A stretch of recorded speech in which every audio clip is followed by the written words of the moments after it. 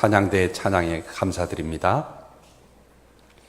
성도 여러분, 오늘은 2월의 첫 번째 주일입니다. 설날 명절이 있어 타지로 가신 분도 계시고 또 고향을 찾아오신 분도 있을 것입니다. 아름다운 정담 듬뿍 나누시고 행복하시고 이제 진짜로 맞이하는 새해, 저는 음력 명절이 있어서 너무 좋습니다. 이 새해에는 여러분 가정의 푸른 꿈이 알차게 열매 맺기를 주님의 이름으로 축복합니다. 우리 앞뒤에 있는 또 양옆에 계신 분들과 인사 나누겠는데요. 이렇게 나눠보겠습니다.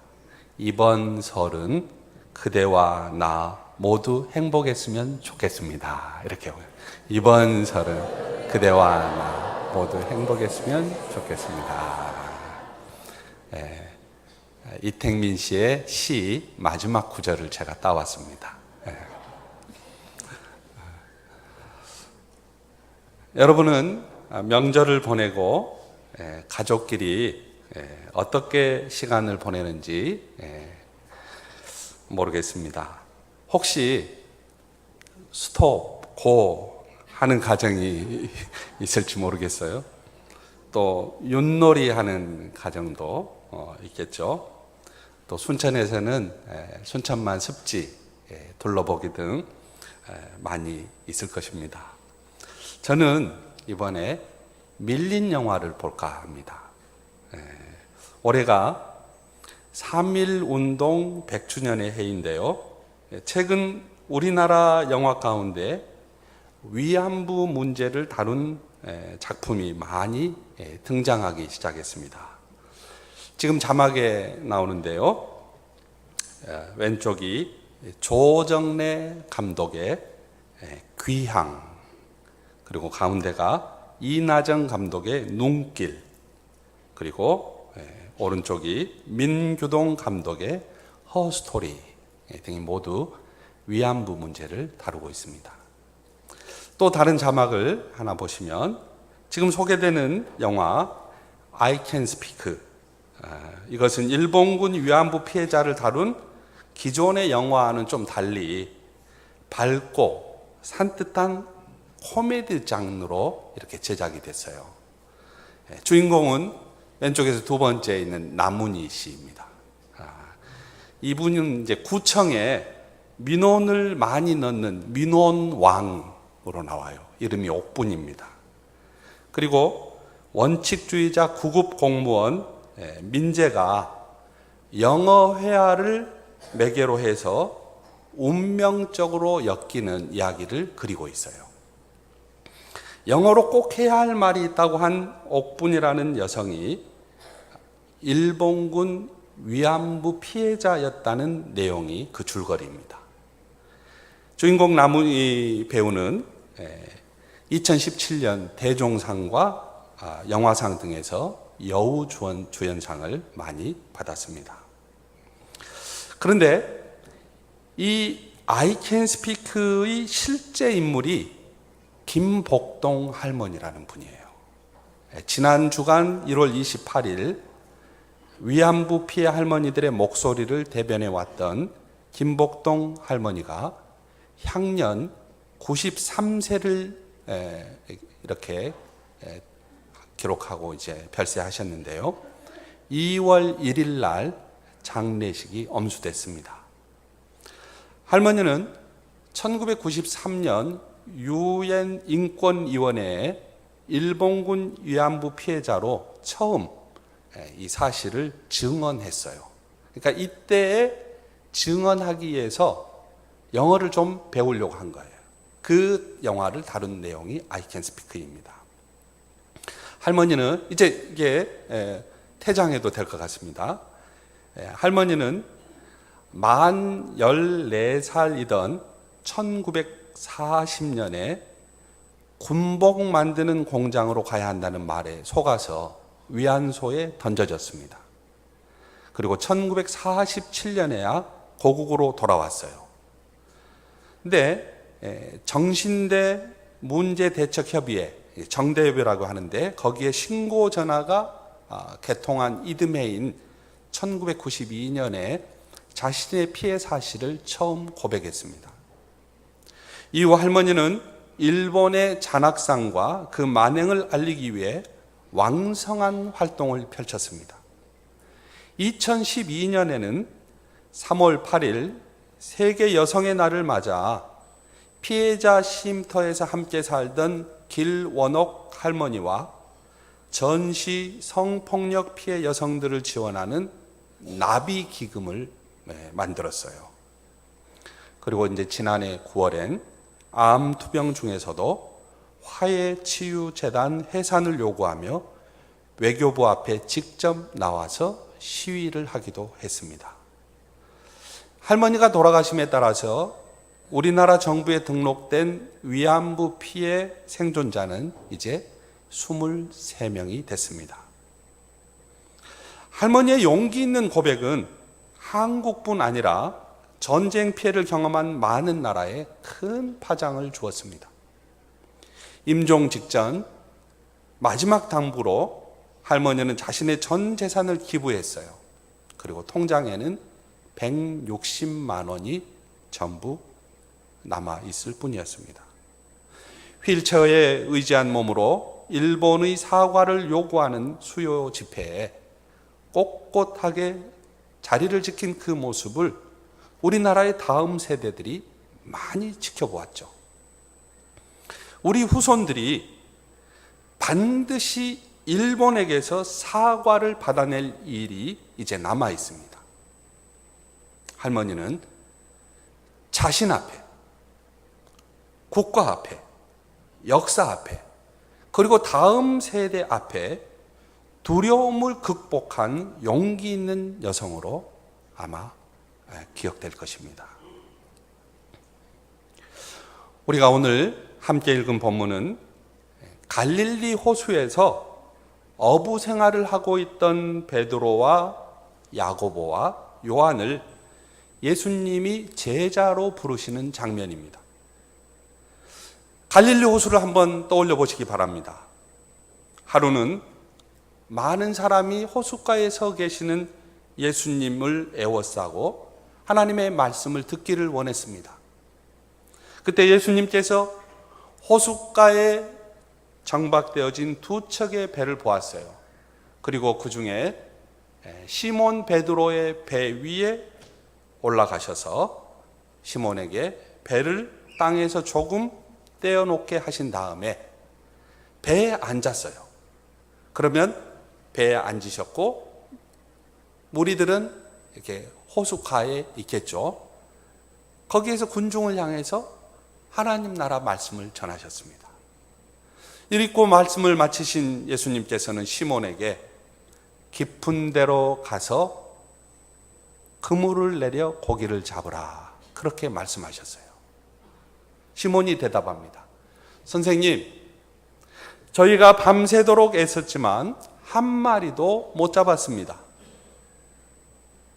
그러나 선생님께서 말씀하시니 그물을 내리겠습니다.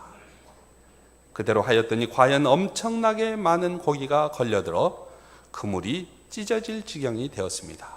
그들은 다른 배에 있는 동료들에게 손짓다 해서 와서 도와달라고 했고, 동료들이 와서 같이 고기를 끌어올려 두 배가 가라앉을 정도로 가득히 채웠습니다.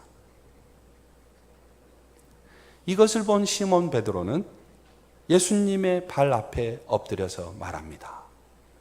주님, 나는 죄인입니다. 저에게서 떠나 주십시오. 베드로는 너무나 많은 고기가 잡힌 것을 보고 겁을 집어먹었던 것입니다. 또 그의 동료들과 세베대의 두 아들 야고보와 요한도 똑같이 놀랐는데 그들은 다 시몬의 동업자였습니다. 성도 여러분, 시몬 베드로와 야고보와 요한이 왜 놀랐을까요? 단순히 어젯밤에는 잡히지 않던 물고기를 많이 잡아서 그랬을까요? 예수님에 대한 어부들의 인식이 급격히 전환된 이유가 무엇이었을까요? 아마도 그들은 예수님을 떠돌이 전도자 가운데 한 사람으로 보았을 수도 있었습니다. 선지자 비슷한 한 개인으로 여겼을 수도 있었습니다. 아마 그런 중에도 베드로는 자기 배에 올라타신 예수님의 그 특별하신 행동, 그리고 하나님의 말씀을 사람들에게 전할 때 무언가 자기 마음이 꿈틀거리는 것을 느꼈을 것입니다. 마음이 움직이는 어떤 변화를 감지한 것이죠. 그러나 그는 애써 그것을 눌렀습니다. 그저 그러다 말겠거니 하고 말입니다. 그런데 이게 어찌된 일입니까? 베드로는 예수님이 그리스도임을 금방 알아차렸습니다. 예수님의 신적인 차원을 깨닫게 되었던 것입니다. 그는 자신의 믿지 못한 것을 고백합니다. 주님, 나에게서 떠나 주십시오. 나는 죄인입니다.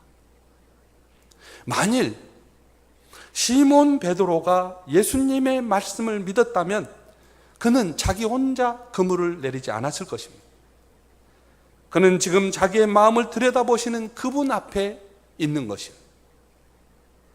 베드로는 자기도 몰랐던 호수의 깊은 곳을 들여다보시는 이분이 진정 자기의 인생을 훤히 들여다보시는 하나님이심을 깨달은 것입니다. 그렇습니다.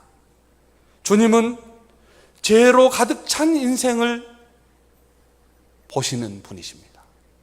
주님은 나를 아시는 분이십니다. 내가 얼마나 고독한지, 내가 얼마나 외로운지, 내가 얼마나 교만한지, 내가 얼마나 안절부절 못하고 있는지, 내가 갈망하는 것은 무엇인지, 내가 열망하는 간절함은 무엇인지 주님은 모든 것을 들여다보시는 그런 분이십니다. 그는 주님 앞에서 주여 나를 떠나소서 나는 죄인으로소이다 라고 고백할 수밖에 없었던 것입니다. 그러자 주님은 시몬에게 의의 말씀을 하십니다. 두려워하지 말라. 너는 이제부터 사람들을 낚을 것이다. 여러분, 세상 살면서 혹은 신앙의 길을 가면서 가끔 어떤 경건한 두려움에 휩싸여 본 적이 있으십니까? 지금 베드로의 감정이 그런 거예요. 저는 종종 새벽이 동토올 때 하나님의 경외하심을 느끼곤 합니다. 너무나 경건하잖아요. 그 칠흑같이 어두운 곳에 그 불덩이가 이렇게 올라올 때 말이죠. 또 태평양처럼 넓은 마음을 만날 때가 있지 않습니까? 어떻게 같은 인간인데 저렇게 넓은 마음을 소유할 수 있을까? 저는 또 남자들에게 가끔 놀랍니다. 남자가 어떻게 저렇게 아름다운 마음을 가질 수 있을까? 그럴 때 말이죠. 이런 사람들을 창조하시고 빚어가시고 세우시는 하나님의 행함, 놀라울 뿐이죠. 웅장하고 숭고하고 극적으로 강렬한 대상 앞에서 우러나오는 경배, 감탄, 공포 등의 이 압도적인 느낌이 아마 경건한 두려움일 것 같습니다. 베드로는 지금 언급했던 이 모든 것으로도 부족한 깊은 경외심을 가지고서 예수님의 신적인 거룩함 앞에 지금 두려움을 느끼고 있었던 것입니다. 그러나 예수님의 거룩함은 차원이 달랐습니다. 예수님은 죄인을 수용하면서도 변화시키는 거룩함을 가지신 분이셨어요. 연약한 인생을 감싸 안으시면서도 하나님의 선한 뜻을 이루어 가시는 역동적인 사랑이 충만한 분이셨어요. 두려워하지 말라. 내가 사람을 취하리라. 예수님은 죄인인 베드로에게 사명을 주십니다. 먼저 죄를 참여하는 사명을 주셨습니다. 그러나 거기서 끝나지 않았습니다. 주님은 사람을 취하는 사명을 주십니다. 이것이 베드로에게 감동이 되었습니다. 주님의 은총이 베드로의 삶을 뒤바꾸었던 것입니다. 우리 다 함께 11절 말씀을 읽겠습니다. 11절입니다. 11절.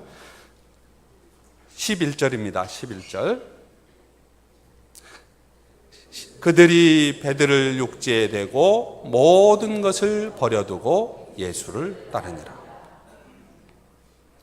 여러분, 감동이 없으면 이렇게 할 수 없어요.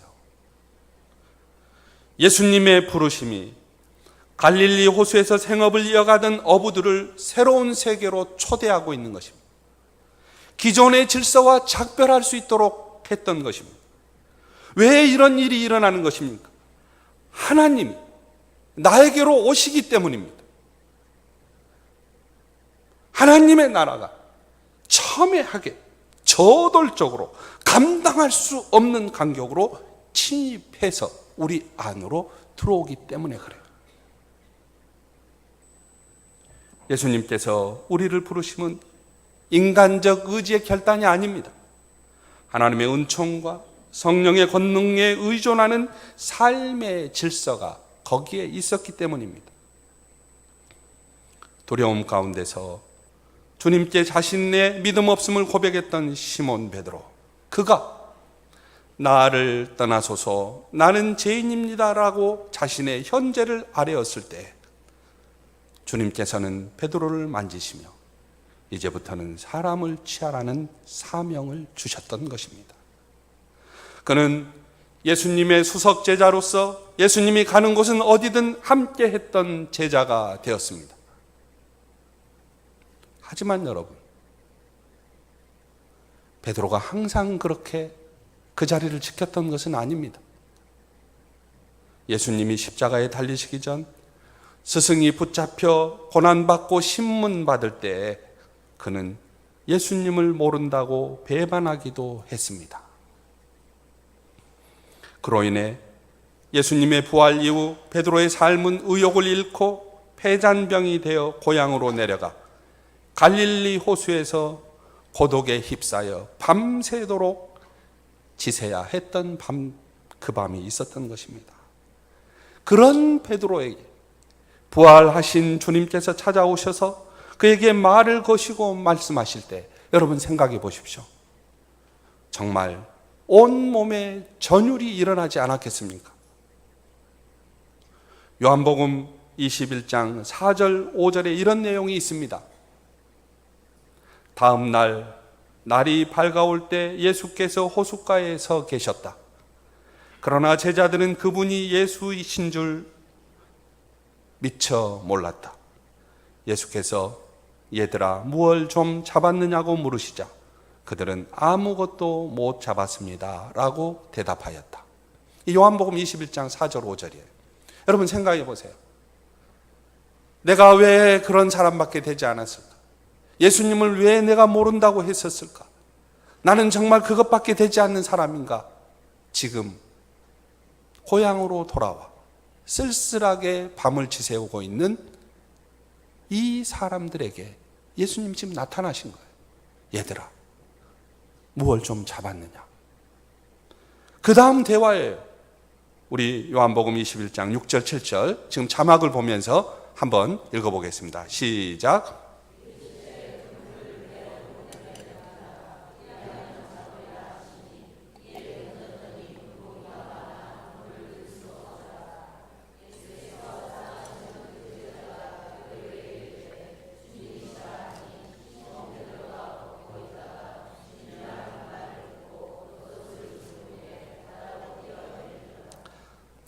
요한복음은 요한이 베드로에게 주님이라고 가르쳐 주어 베드로가 예수님을 알아본 것처럼 기록되어 있으나 누가복음 본문에 가면 분명 베드로는 그 갈릴리 오신 분, 갈릴리로 오신 주님을 알아보았던 것입니다.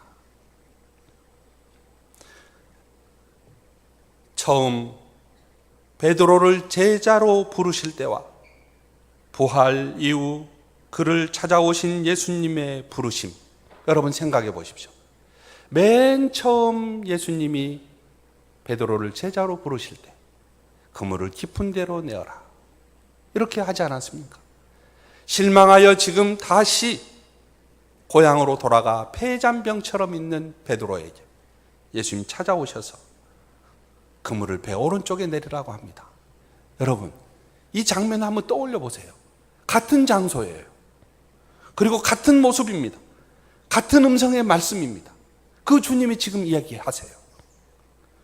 모든 것이 뜻대로 되지 않고 실망한 다음 의욕 상실에 낙심하여 고향 호수에서 신음하고 있는 베드로에게 주님이 말씀하셨고, 맨 처음 자신을 부르시던, 그리고 사명을 맡기시던 그 모습 그대로 주님이 다가오셔서 그물을 오른편에 내리라고 말씀하십니다. 그물을 배 오른편에 던져보아라. 그러면 고기가 잡힐 것이다. 그들이 예수께서 이르시는 대로 그물을 던졌더니 그물을 끌어올릴 수 없을 만큼 고기가 많이 걸려들었습니다. 두려움 가운데 있었던 베드로에게 주님은 다시 은총을 베풀고 계신 것이었습니다.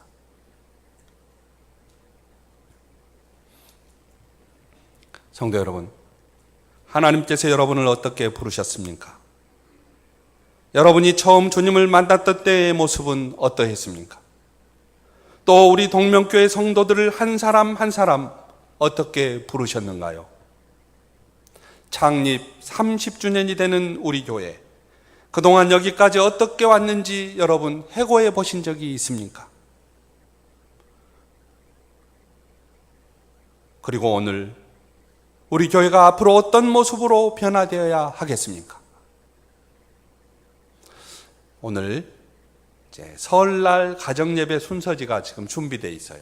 혹시 집에서 예배가 필요하신 분은 이제 로비에서 가져가시면 되겠는데요. 가정예배 순서지에 이런 내용의 메시지가 소개되어 있습니다. 히말라야 산속 깊은 동굴에서 하나님을 묵상하며 한평생 기도하던 수도사가 있었습니다. 어느 날 수도사가 기도하다가 눈을 떠보니까 자기 옆에 수도원 원장이 엎드려 있었습니다. 수도사가 자네는 어떻게 여기에 왔나?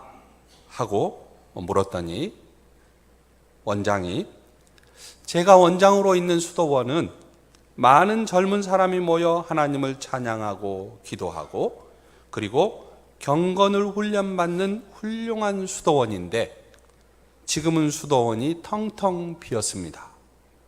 찾아오는 젊은이도 없고 찬양 소리도 그쳤습니다. 어떻게 하면 이 수도원을 다시 부흥시킬 수 있겠습니까? 라고 말했습니다. 그러자 수도사는 수도원의 수도사 중에는 사람의 모양으로 변장한 하나님이 계신데 당신들이 그를 알아볼 수 있어야 부흥합니다. 라고 대답했습니다. 이 말을 들은 수도원 원장은 수도원으로 돌아가서 다른 수도사들에게 우리 가운데 사람의 모습으로 변장한 하나님이 계신다고 전했습니다. 어느 누구도 믿으려 하지 않았지만은 수도사들은 자기들 가운데 사람으로 변장한 하나님이 계신다고 마음속으로 생각했습니다. 이제 수도사들은 경건한 마음으로 다른 수도사들을 바라보기 시작했습니다. 이분일까? 저분일까? 이분이 하나님일까? 저분이 하나님일까? 그러는 동안에 말도 조심하게 되고 믿음을 다시 추스리게 되고 사람을 존경하기 시작했습니다. 그러는 사이에 수도사들은 찬송을 부르고 감사하는 마음을 가졌습니다. 분위기가 확 바뀌어서 수도원은 감사 찬송으로 충만해졌습니다. 그들의 마음이 이렇게 회복되기 시작할 때 많은 젊은이가 모이기 시작하여 수도원은 다시 젊은이들로 북적거렸습니다. 썰렁했던 수도원이 은혜와 감사로 충만한 수도원으로 바뀐 것입니다. 우리가 두려운 마음으로 겸손해질 때, 우리가 두려운 마음으로 겸손해질 때, 우리가 두려운 마음으로 겸손해질 때, 우리가 두려운 마음으로 겸손해질 때, 우리가 두려운 마음으로 겸손해질 때 하나님은 자신의 일을 사람에게 맡기십니다. 부족한 죄인에게 사명을 주십니다. 그리고 주님의 은총으로 우리를 변화시키십니다. 무서워하지 말라. 이제후로는 내가 사람을 취하리라. 이 사명은 다른 사람들의 사명이 아닙니다. 왜입니까? 하나님은 부족한 자들에게 사명을 주시기 때문입니다. 성도 여러분, 우리는 사명자입니다. 사람을 취하는 비전을 하나님께 받은 사명자입니다. 우리가 선 땅이 하나님의 나라가 되기를 원합니다. 우리가 있으므로 동명교회가 은혜와 감사가 충만한 곳이 되기를 원합니다. 새해에는 두려움을 넘어서는 은총이 우리 모두를 새롭게 하기를 축복합니다. 기도하겠습니다.